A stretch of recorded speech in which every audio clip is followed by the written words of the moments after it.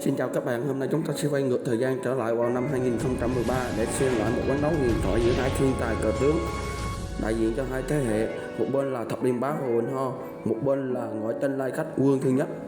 Đây là một ván đấu của giải Bích với Biên Boy năm 2013, chúng ta cùng nhau theo dõi.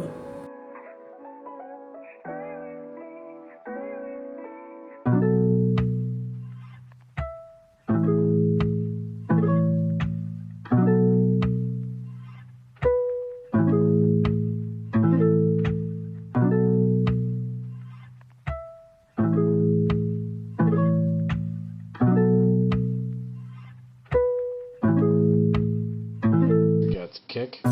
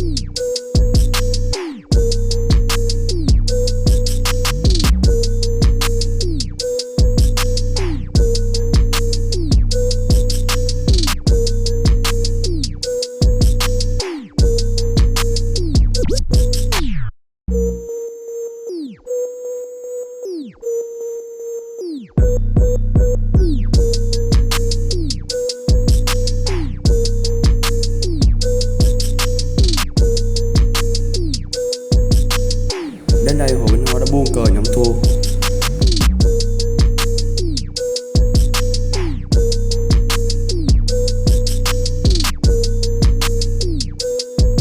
Video đến đây kết thúc.